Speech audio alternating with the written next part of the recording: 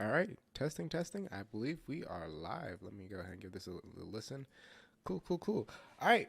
Hi, guys. Welcome to the Broke Creators Podcast. And today we are going to be talking about the 3 red flags for working with clients, specifically inside the filmmaking and industrial side of filmmaking. So let's hop straight into it now.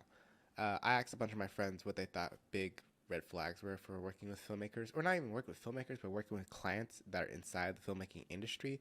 So I'm going to be going off that list that they gave me. So let's go ahead and take a look over here. So the first one they said is going to be when people don't value slash respect your opinions as industry professionals. That is a really good one, and I'm glad that somebody stated this because I want to go into detail on this. So let's start off with that one first, all right? So basically, imagine a client comes to you and says, "Hey, I want to do such and such, all right? I want to, I don't know, I want to make a documentary." And you're like, "Okay, cool."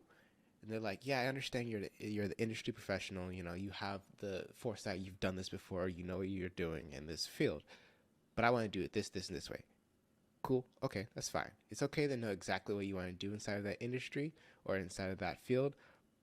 But when they hire you as a tool to get the job done, that's when I start having issues. And yes, you are a tool to get the product done because you know how to do it. You know how to use the tools. You know how to use the software. You spent the time and hours learning how to use those different materials. But when they literally treat you like an actual tool in order to get it done, they're like, "Hey, I need you to do it exactly like this, and this." And you're like, "This doesn't look good. This won't work. People don't watch that." That's where I start having issues because they are just abusing your skill sets basically to get exactly what they want done. And most of the time won't look good. And if you try to make a recommendation, be like, "Hey, this is what you really need to be getting done in order for this to look good," they'll start having issues and they'll be like, "Oh, well, I know what I want." I'm like, "That's fine that you know what you want, but literally this is not going to look good." And if they don't heed your advice, then you're just like, "Well, it kind of just ends up looking how it is." And you're just like, "I'm not proud of this, how this looked, and I'm not proud of how it kind of turned out." So that's, I would say, is like one of the first main flags. When a person hires you but doesn't value your opinion on the subject, it just blows my mind. So like if you're a client right now actually looking at it and you want to know if you're picking up red flags, let's say if you hire a photographer to shoot your wedding, but you tell them how to shoot it, you tell them what sunlight you want to use, what angles you want to use, the photos aren't going to come out as good as you instruct them to be.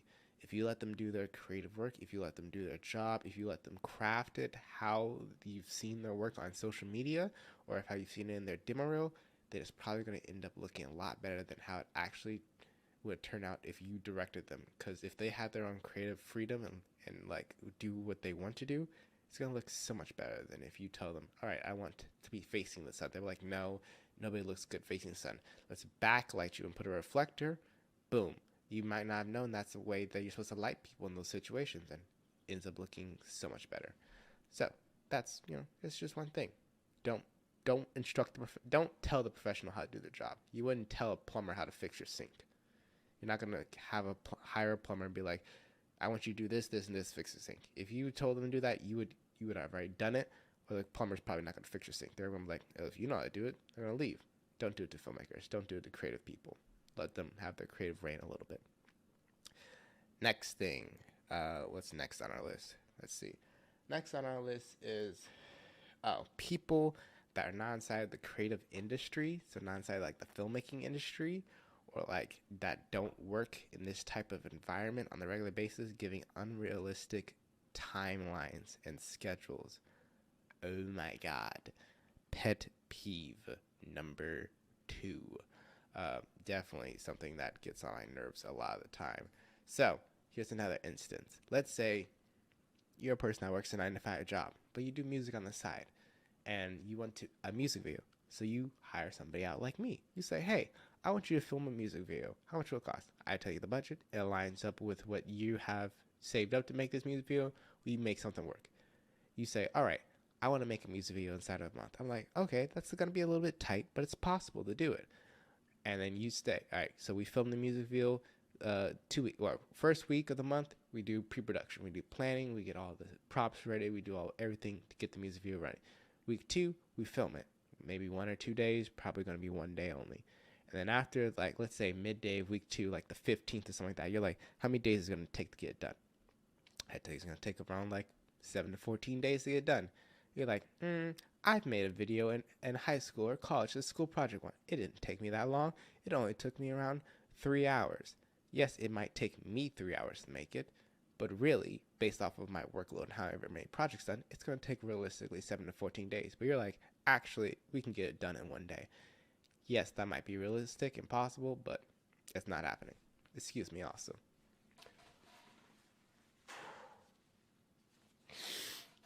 But yeah, no, that's not happening because of the workload I have going on.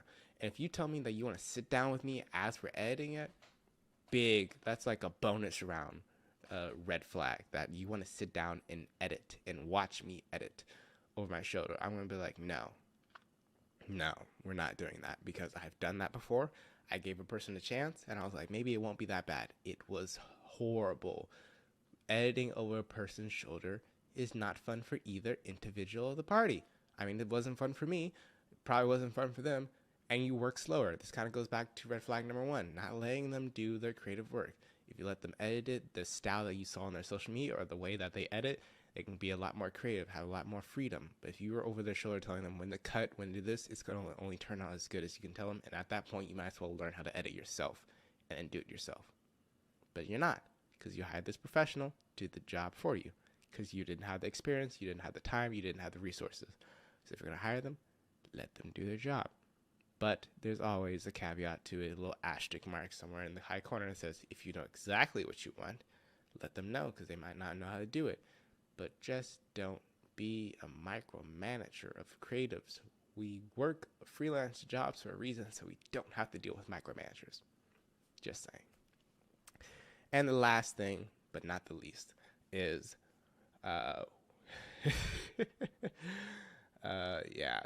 low budgets. Oh my God.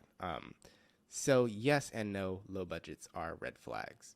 And let me preference that. We also should change camera angles because we can.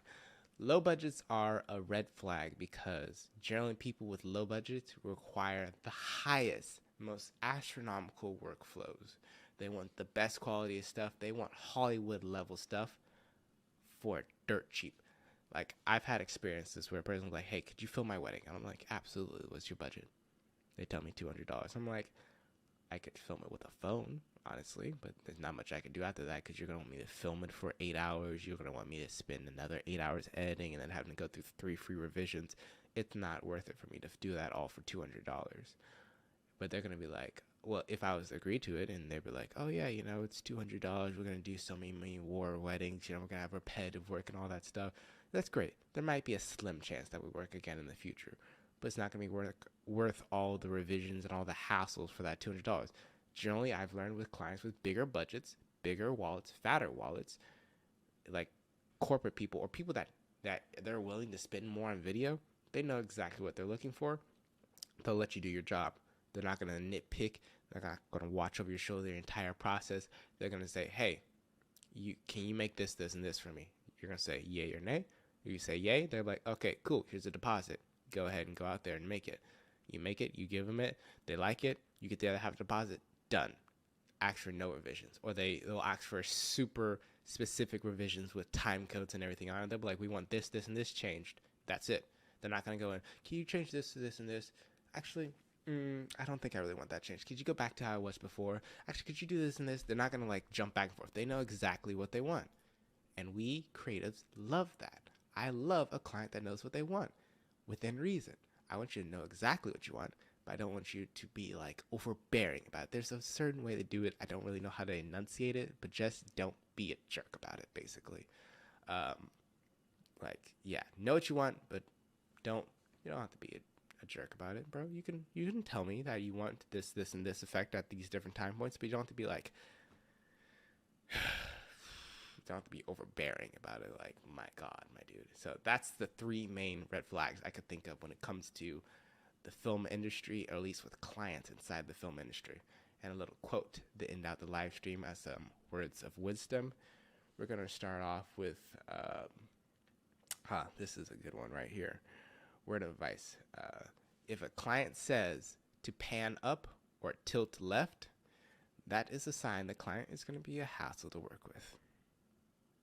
Hope y'all guys enjoyed this Broke Creators podcast. I'm not sure what's going to be out on Spotify, but we're trying something new. I have COVID, so I can't really leave the house, and there's going to be a lot more podcasts and video type stuff coming on this YouTube channel and the actual Broke Creators podcast, since I created it earlier today.